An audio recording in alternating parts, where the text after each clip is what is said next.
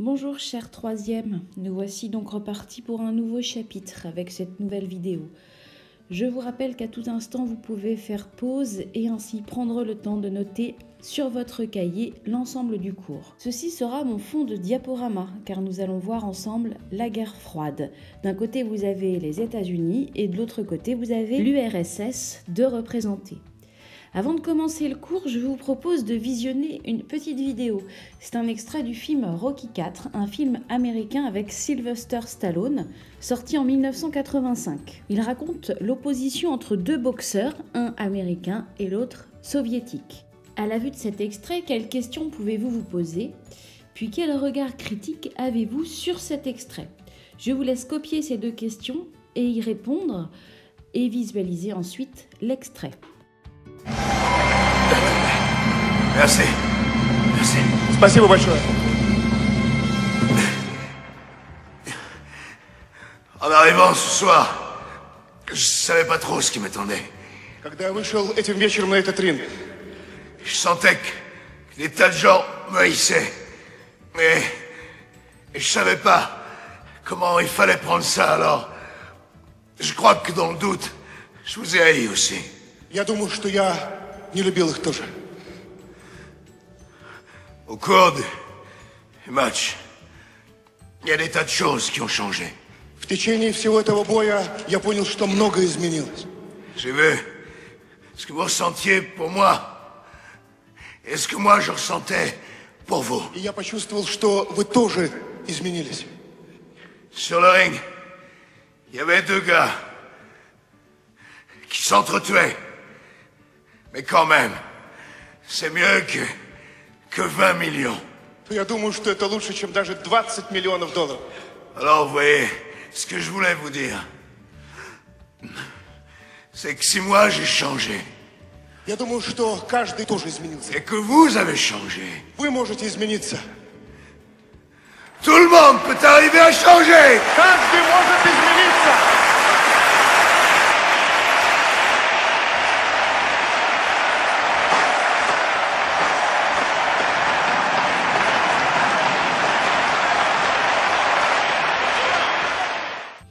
Donc à la vue de cet extrait, quelles questions pouvez-vous poser?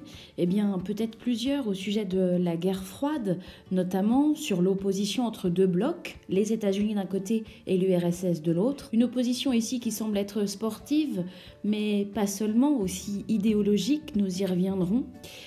Et puis, quel regard critique pouvez-vous apporter sur cet extrait? Évidemment, c'est un film américain, donc avec une prise de parti, un point de vue américain. Allez, je vous propose maintenant de commencer le cours en notant en rouge le thème qui sera le deuxième thème de l'année, le monde depuis 1945. Et quand nous allons étudier le monde depuis 1945, nous allons vous poser la question suivante: comment s'organise le monde au lendemain de la Seconde Guerre mondiale et de la victoire donc des Alliés sur le nazisme? Nous ferons plusieurs chapitres sur ce monde depuis 1945, mais le premier et le 11e de l'année, c'est un monde bipolaire au temps de la guerre froide. Notez-le en rouge. Je vous ai donné cette fiche que vous voyez apparaître et qui est le plan du cours, les définitions, les choses à savoir et encore les dates à connaître. Vous pouvez coller cette feuille juste après avoir écrit le titre en rouge. Commençons donc par l'introduction et surtout la définition de ce qu'est la guerre froide. Afin de mieux la définir, je vous invite à ouvrir votre manuel à la page 95. Et vous allez en guise d'introduction répondre aux questions 1, 2 et 3. Je vous propose de le faire au crayon à papier, d'appuyer sur pause, et puis nous reprendrons ensuite la correction de cet exercice. Allez, prenons la correction ensemble. On vous demandait d'abord combien de temps a duré la guerre froide. Celle-ci a duré 44 ans. On vous demandait ensuite qui s'opposait dans cette guerre froide. La guerre froide oppose d'un côté les États-Unis et leurs alliés, qu'on appelle le bloc de l'Ouest, et l'autre côté l'URSS et aussi leurs alliés, le bloc de l'Est. On vous demandait ensuite d'expliquer ce que voulait dire le monde bipolaire. Donc la guerre froide parle d'un monde bipolaire parce que durant cette période, une partie du monde est partagée dans l'un ou l'autre des camps, à l'Est ou à l'Ouest. Alors je vous propose, après cette correction, de noter du cours en guise d'introduction. Et pour commencer, en 1945, l'Europe sort affaiblie de la Seconde Guerre mondiale. Elle sort affaiblie, mais d'autres sortent vainqueurs, les États-Unis et l'URSS. Ces deux pays sont alors appelés les deux grands. Chacun de ces pays cherche à élargir sa zone d'influence de par son idéologie, c'est-à-dire que les États-Unis cherchent à avoir des alliés capitalistes, alors que l'URSS cherche à avoir des alliés communistes. La guerre froide commence en 1947, donc à la sortie de la Seconde Guerre mondiale, quasiment. Et elle se termine soit en 1989, soit en 1991. En 1989, c'est la chute du mur de Berlin. Et en 1991, vous êtes face à la fin de l'URSS. J'accepterai ces deux dates comme fin de la guerre froide. Dernier élément dans l'introduction, cette période est une période de tension entre deux grandes puissances, de superpuissances, entre les États-Unis d'un côté et l'URSS de l'autre. Vous pouvez aussi le noter. Et juste pour finir cette introduction, une petite caricature que j'aime beaucoup et que je voulais vous présenter. Alors ici, vous avez 4 grands personnages historiques. Vous avez Staline, Churchill, Truman et bien sûr De Gaulle, représentés avec leurs traits physiques. Ces 4 hommes sont les vainqueurs de la Seconde Guerre mondiale. Mais regardez bien la caricature. Quel est le problème qui ressort donc de cette caricature ? Eh bien, chacun de ces hommes joue au sport, mais tous avec un outil différent. Donc en fait, cela signifie qu'ils ne vont pas réussir à se mettre d'accord sur la sortie de la Seconde Guerre mondiale. Allez, voilà, j'en ai fini avec l'introduction. Vous pouvez faire pause, vous reprendrez le cours un petit peu plus tard. Allez, repartons ensemble pour la suite du cours. Et donc le grand 1, vous pouvez noter au crayon rouge, grand 1, la guerre froide, un conflit d'un nouveau genre. Et pour étudier de quoi il s'agit comme type de conflit, je vous invite à ouvrir la page 97 de votre manuel et à répondre aux questions 1 à 4. Allez, je vous demande de faire pause, de remplir sur votre cahier au crayon à papier, de répondre donc à ces questions. Allez, procédons à la correction ensemble. La première question faisait référence aux deux idéologues, à ceux qui ont fondé l'idéologie de chaque camp. D'un côté, vous avez Truman, l'Américain, qui pense que l'URSS est une dictature, qui pense qu'ils utilisent la terreur, le contrôle, la suppression des libertés.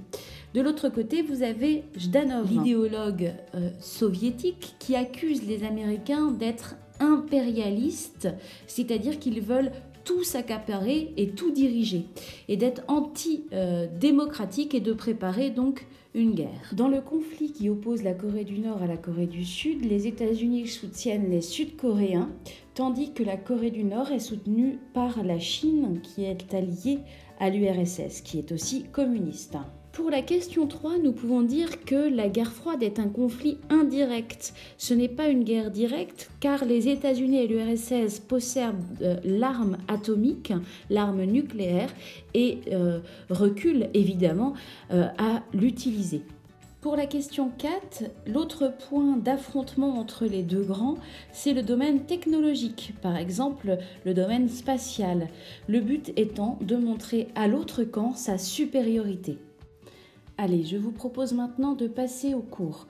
Je vais vous proposer 2 formes de cours. Le premier, un schéma, et le second, une trace écrite habituelle. Vous pouvez prendre en note les deux et choisir lequel est plus approprié pour mieux l'apprendre. Alors pour commencer, voici le schéma. Au centre de ce schéma, vous pouvez indiquer la guerre froide, et puis 3 flèches qui partent de ce centre. La première flèche va montrer les affrontements idéologiques entre les deux camps, la deuxième les affrontements militaires entre les deux camps et la troisième les affrontements technologiques. Concernant les affrontements idéologiques, les États-Unis sont une puissance qui prône le capitalisme et la démocratie. Je reviendrai en fin de cours sur les notions comme capitalisme ou démocratie.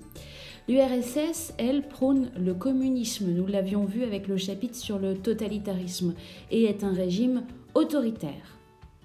Concernant les affrontements militaires, ils sont toujours indirects, puisque les deux grands possèdent l'arme atomique, et c'est une arme dissuasive, c'est-à-dire qu'ils n'osent pas l'utiliser. Ils s'affrontent donc dans des conflits de façon indirecte, comme par exemple en Corée, où les Sud-Coréens sont soutenus par les Américains et les Nord-Coréens par des alliés de l'URSS, la Chine.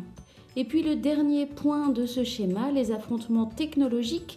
L'exemple d'affrontement technologique, c'est la course à l'espace. Ici, chronologiquement, ce sont les soviétiques qui marquent le premier point puisqu'ils envoient le premier homme dans l'espace, Gagarin. Puis en 1969, les Américains envoient des hommes sur la Lune et ce sont les premiers à marcher sur la Lune. Voilà pour le schéma dans son ensemble avec 3 idées, affrontement idéologique, affrontement militaire et affrontement technologique. Passons à un cours, disons, plus classique. La première idée que je veux que vous notiez, c'est que l'URSS et les États-Unis sont 2 grandes puissances mondiales au sortir de la Seconde Guerre mondiale, en 1945. Rapidement, ils s'opposent sur leur idéologie. Ils ont tous deux des idéologies différentes. L'URSS, d'abord, est communiste, tandis que les États-Unis sont capitalistes et démocratiques. De la même manière que je vous l'ai dit tout à l'heure, je reviendrai sur certaines de ces définitions. Nouvelle idée, en 1947, pour aider l'Europe à se reconstruire après la Seconde Guerre mondiale, les États-Unis leur proposent une aide économique aux pays européens. Cette aide, on l'appelle le plan Marshall, du nom du politicien qui a mis en place cette aide. Cette aide a pour but de reconstruire des pays tels que la France ou bien l'Allemagne. Seuls les pays d'Europe de l'Ouest acceptent cette aide et ainsi deviennent alliés des États-Unis. Ils vont donc faire partie du bloc de l'Ouest. L'URSS, à ce moment-là, accuse les États-Unis de vouloir imposer leur domination économique sur le monde et il parle d'impérialisme. Dernière idée, vue aussi sur le schéma, l'URSS à partir de 1949 se dote de l'arme nucléaire. Les États-Unis l'avaient déjà depuis 1945, donc ces 2 puissances ne s'affronteront pas directement. Ils entreront en conflit, donc sur des terrains autres, ce qu'on appelle des conflits périphériques. Par exemple, la guerre de Corée. C'est ce qu'on appelle une guerre indirecte.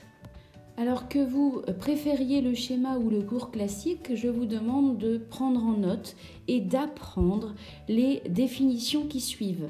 La première définition, c'est la démocratie. La démocratie est un régime politique dans lequel les dirigeants sont élus par les citoyens et où les droits de l'homme sont garantis. C'est une définition qu'on avait déjà vue dans d'autres cours. Le capitalisme est une idéologie surtout économique, fondée sur la propriété privée, donc le bien privé, et sur la liberté des échanges. La troisième définition est le communisme, une idéologie qu'on avait déjà étudiée quand nous avions vu le totalitarisme, qui veut la création d'une société égalitaire, sans aucune différence ni de richesse, ni de propriété. Et pour terminer, un régime autoritaire est un régime politique qui dit tout ce qui est possible ou pas, qui a des dirigeants qui possèdent le pouvoir absolu. C'est un régime qu'on appelle une dictature. Voilà les différentes définitions que je vous demande d'apprendre. Si vous avez la moindre question, n'hésitez pas à revenir vers moi. Cette vidéo s'achève, mais le cours n'est pas fini. Nous ferons le grand 2 dans une prochaine vidéo ou ensemble en cours. Le grand 2, il s'agira d'étudier ensemble Berlin, un symbole de la guerre froide. Allez, je vous dis à très bientôt.